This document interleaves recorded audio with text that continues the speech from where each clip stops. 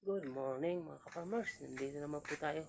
Yung in-update natin kahapon na nagpipinis tayo sa isang tahanan ng isang babuyan, isang tirahan ng isang babuyan.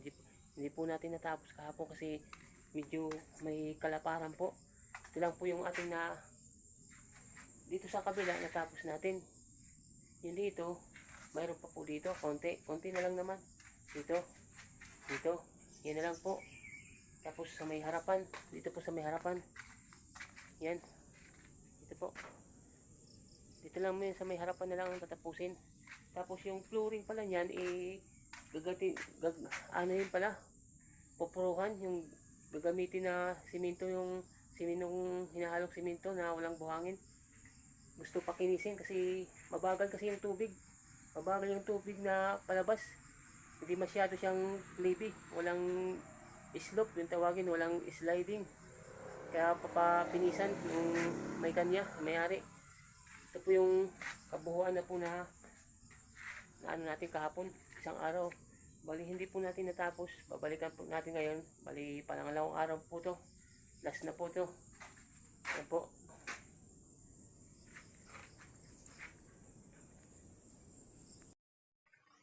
Salamat po pala sa sumusuporta sa ating YouTube channel.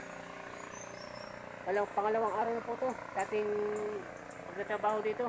Kahapon po yung in-update natin na Sunday. So, Monday po ngayon. Salamat po sa mga sumuporta sa atin sa ating channel. Sa sumabaybay sa ating upload kahapon. Ito pangalawa na po to. Bali pangalawang upload to. Gagawin natin part 2. Kaya salamat po. Ito po yung babuyan na pinatrabaho sa ating kahapon na linggo. Ngayon po, tatapusin po natin ngayong araw para sa kinabukasan po naman na Martes. Iba naman po tayong lugar, ibang schedule naman po. Kaya salamat po sa ating mga viewers at sa ating mga subscribers sa patuloy natin pag-subaybay sa ating YouTube channel, sa pag-watch sa ating video. Maraming salamat po. Sana po, tuloy-tuloy po tayo. Maganda na po yung tahanan ng baboy, oh. Ang kinis na po. Dahil napinisan na po yan. Ang ganda kasi pag tinignan, pag nakapinis na po. Di tulad po ng dating naka-hollow blocks pa. Dati, ganito pa po dati. Hollow blocks. Ngayon po ay nakapinis na po.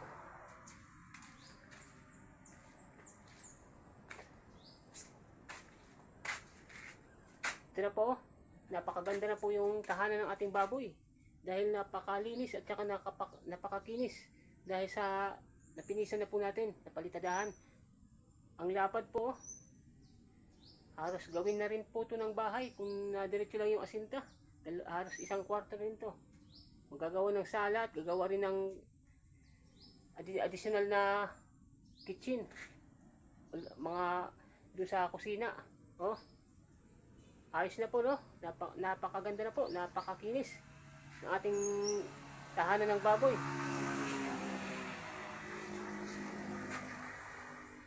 Kaya salamat po sa mga viewers dyan na patuloy po sumusuporta sa aking channel. Maraming salamat po.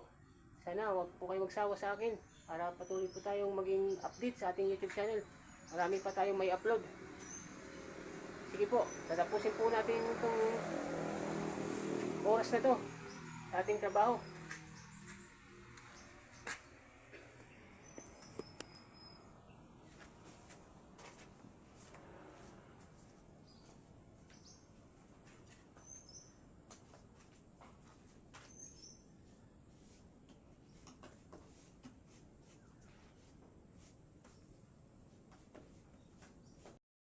Good morning mga farmers. Ito naman po tayo. Ito po yung una kong upload na una nating upload na inumpisahan. Di po natin natapos kahapon ng linggo. Ngayon po binalikan ko para matapos. Di ko po kasi nakayanan natapos kasi kala ko tapusin ko. Ito na po siya, oh. Patapos na po. Baka siguro ngayong araw na to posible matapos lahat. Malapit na po siya matapos. Ito po ano natin ginawa ngayon umaga. Mula po dyan hanggang dito po. Tsaka dito sa loob. Ito na po siya. Salamat nga pala sa una kong upload na mga nasumuporta sa ating mga viewers. Ang ganda po ng ating latest. Salamat po dyan sa nanood sa ating upload na una nito. Ito, pangalawa na po itong araw. Bali, gagawin po natin ito part 2.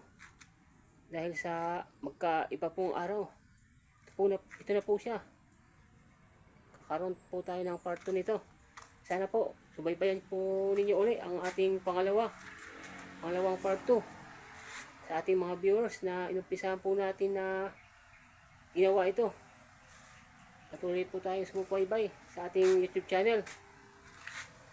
Kaya maraming salamat po sa ating mga viewers, sa mga subscribers. Patuloy po sumusuporta sa akin sa Child Plamara Vlog. Maraming salamat po.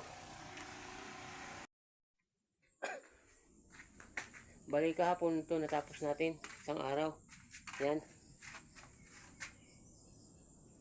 Pinalagyan sa akin ng parang butas kasi gagamitin lang nila yung pinto muna na kahoy. Wala pa silang budget na panggawa sa bakal. May abang po siya. May abang na pang ano sa kahoy. Pang pasok sa kahoy. Ganyan. Ito po yung natapos natin kahapon isang araw. Mula dyan. Tsaka dyan. At saka dito sa kabila. Isang araw po yan. Dito. Yung natira doon lang po. Kahapon ng hapon. Yung po natira. Tapos na po yung dito sa mga gilid. At saka dito sa harapan. Yan na lang po ang pipinisin. Yan. At saka yung sa loob, yung flooring, yun ang papakinisan. Gagamitin natin yung simentong puro. Wala nang buhangin. Pangkinis.